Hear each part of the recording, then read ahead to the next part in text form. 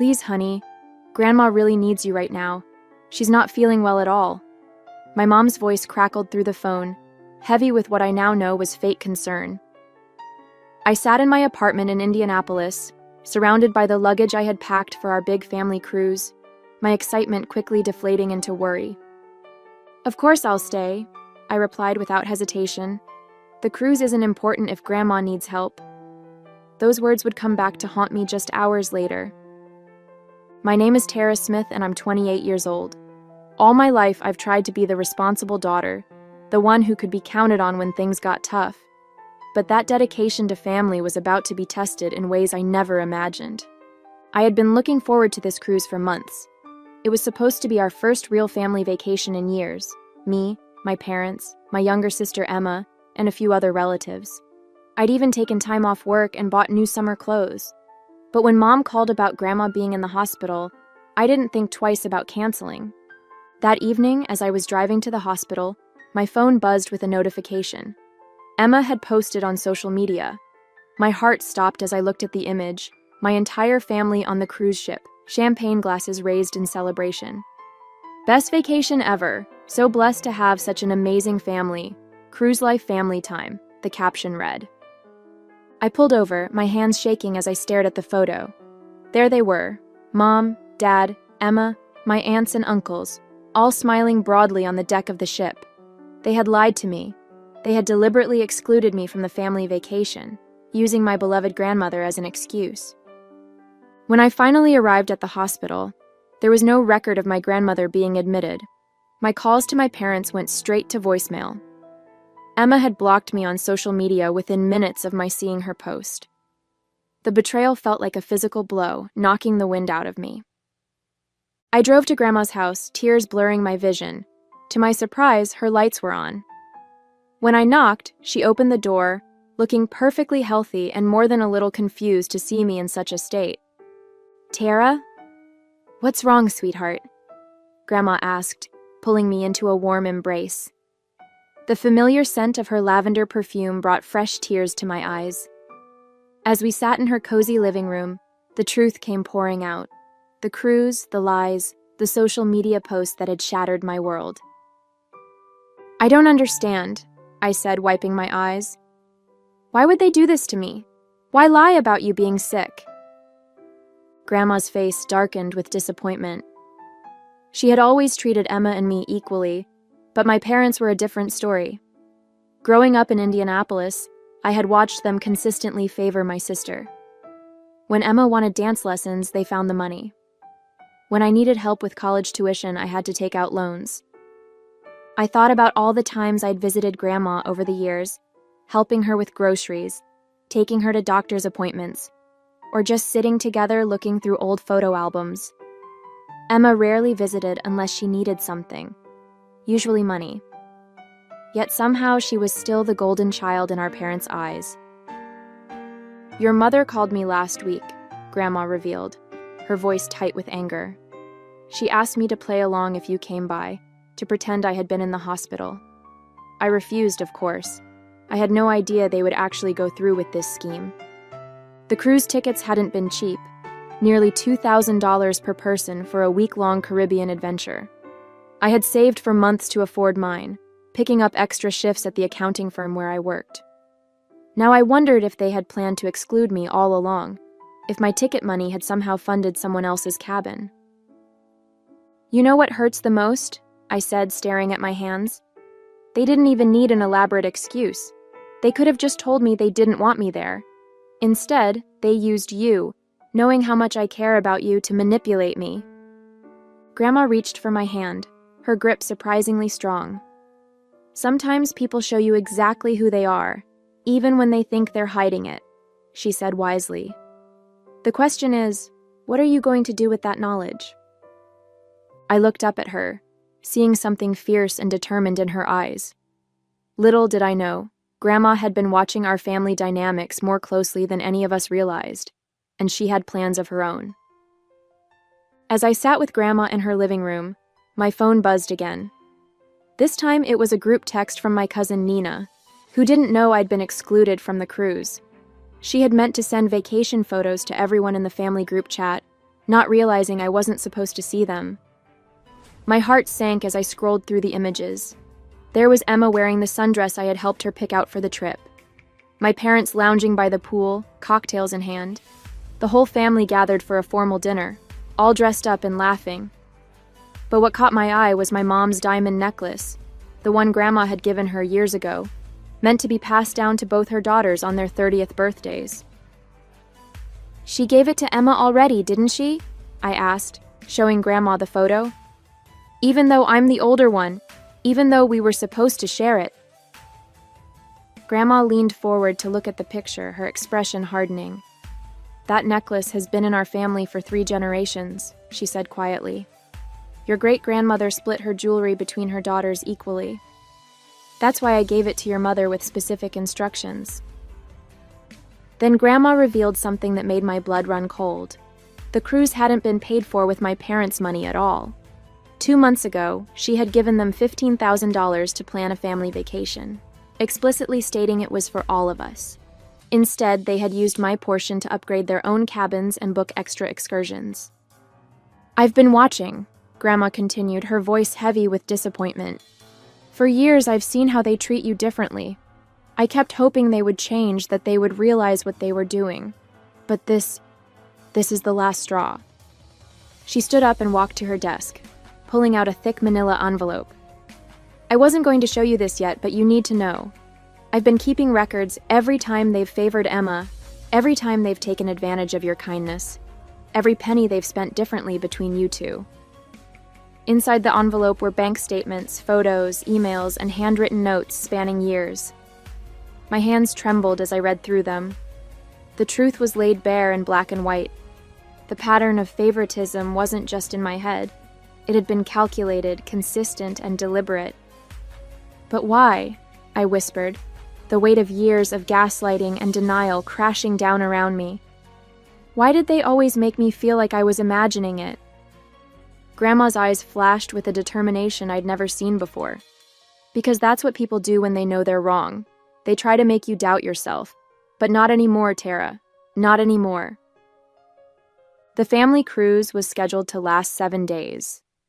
As I sat in my Indianapolis apartment the next morning, going through Grandma's documentation, my phone lit up with a text from Emma. "Mom said you're spreading lies about us. Why can't you just be happy for once instead of trying to ruin everything?" I stared at the message, anger building inside me. They were still trying to make me the villain, even after what they'd done. Instead of responding to Emma, I did something I'd never dared before. I posted the truth on social media. Funny how being lied to about my grandmother being hospitalized just so my family could exclude me from a vacation somehow makes me the problem, I wrote, attaching Emma's best vacation ever photo. Even funnier how the cruise was paid for with money that was meant to include me. Within minutes, my post exploded with reactions.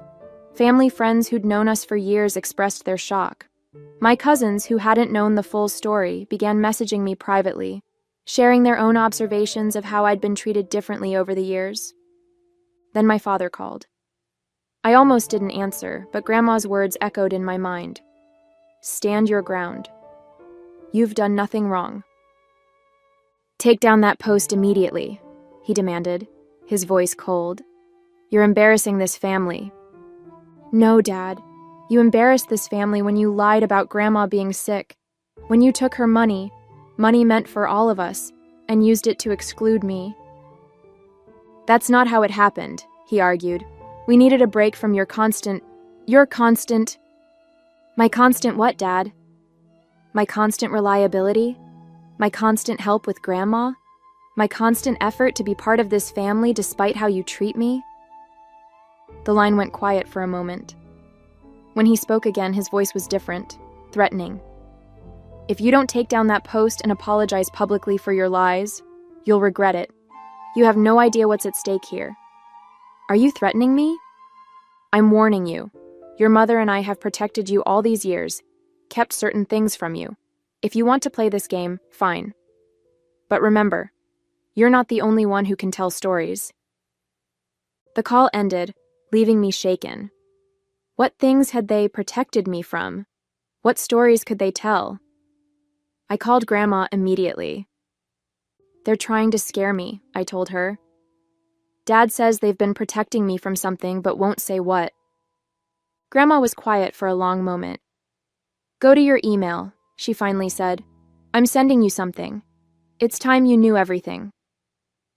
As I opened my laptop, my hands trembling slightly, I realized this was bigger than just a family cruise. Whatever was in that email would change everything, and judging by Grandma's tone, my parents had good reason to be worried about what I might discover. My hands shook as I opened Grandma's email. Inside was a scan of a document dated 25 years ago, a trust agreement that made my breath catch in my throat. According to the paperwork, my maternal grandfather had left behind a significant fortune before he passed away, meant to be divided equally between all his grandchildren when they turned 30. The trust was worth over $2 million.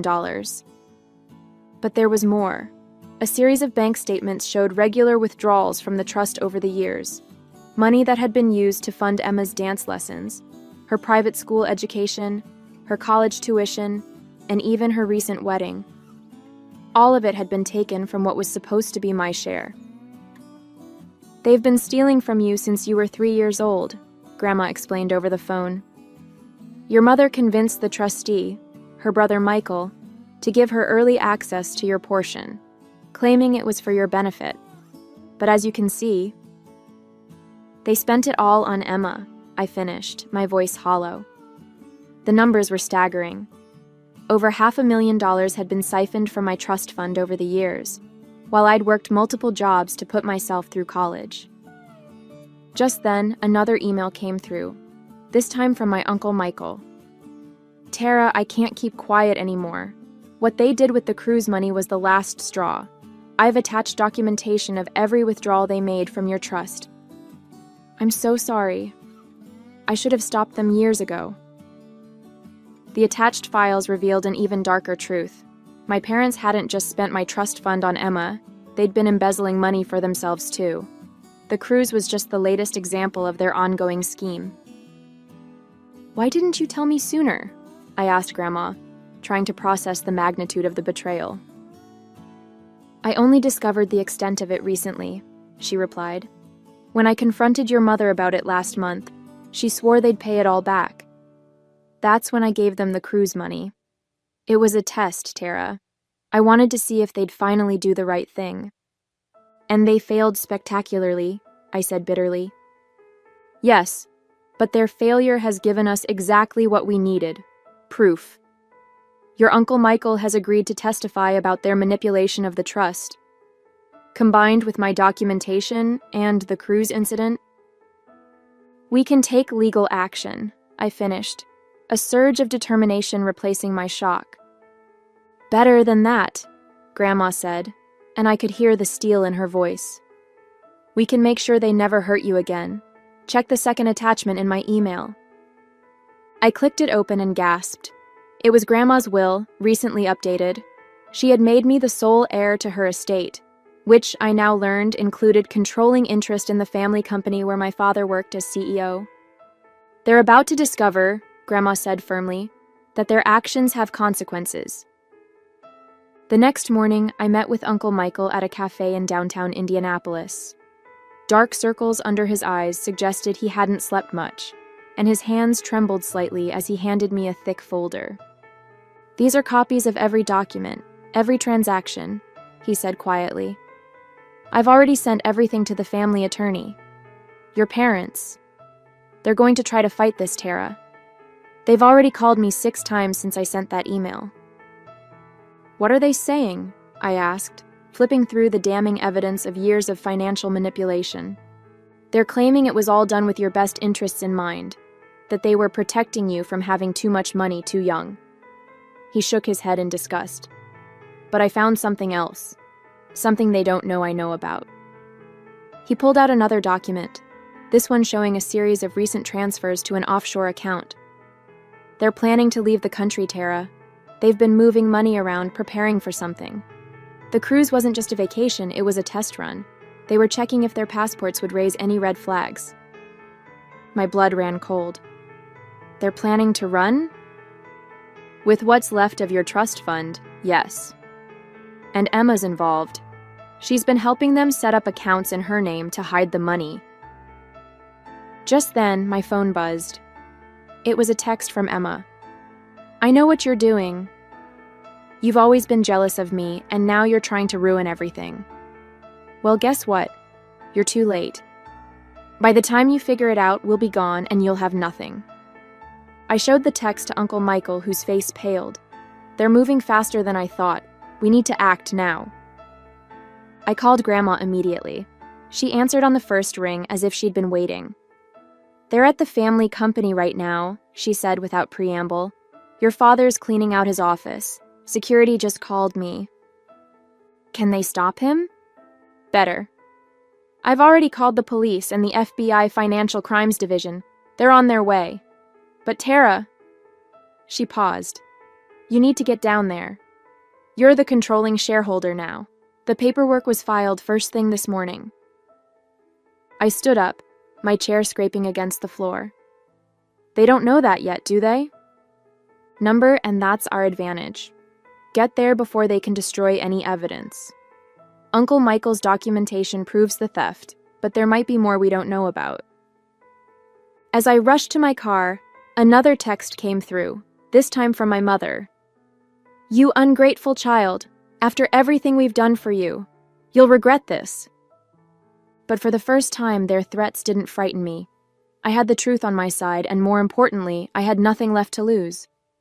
I arrived at the family company's headquarters just as my parents were walking out, carrying boxes from my father's office. Emma was with them, looking nervous as she glanced around. They froze when they saw me step out of my car. What are you doing here? My father demanded, trying to maintain his authoritative CEO voice. But I could see the fear in his eyes. Funny, I was about to ask you the same thing, I replied calmly, especially since you're removing items from my company without authorization. Your company, Emma scoffed. What are you talking about? I held up my phone, displaying the ownership documents. Grandma transferred her controlling shares to me this morning, and as the new majority shareholder, I'm very interested in these boxes you're carrying. Would they happen to contain evidence of what you did with my trust fund? My mother's face went white. Behind them, police cars pulled into the parking lot, lights flashing. FBI agents emerged from unmarked vehicles, and I saw Uncle Michael's car arrive with Grandma in the passenger seat. You don't understand, my mother pleaded, her voice shaking. Everything we did was for this family. No, I corrected her. Everything you did was for Emma, and now you are planning to run away with what's left of my money. I turned to my sister. Did you enjoy the cruise, Emma? Was it worth it? The FBI agents approached as Emma burst into tears. My father tried to pull her away, but it was too late. The truth had finally caught up with them all. 3 months later, I sat in Grandma's garden in Indianapolis, watching the autumn leaves fall while we shared our morning coffee. The FBI's investigation had revealed even more than we'd suspected. My parents had embezzled not just from my trust fund, but from the company as well. They were now facing federal charges, along with additional civil suits from shareholders. Emma had made a deal with prosecutors, agreeing to testify in exchange for immunity. She'd moved to Minnesota, finally forced to support herself without our parents' financial backing. Her last message to me was a lengthy apology, but some wounds run too deep for simple words to heal. You know, Grandma said, sipping her coffee, your grandfather would be proud of how you handled everything. He always said money reveals people's true characters. I nodded, thinking of the changes I'd implemented at the company.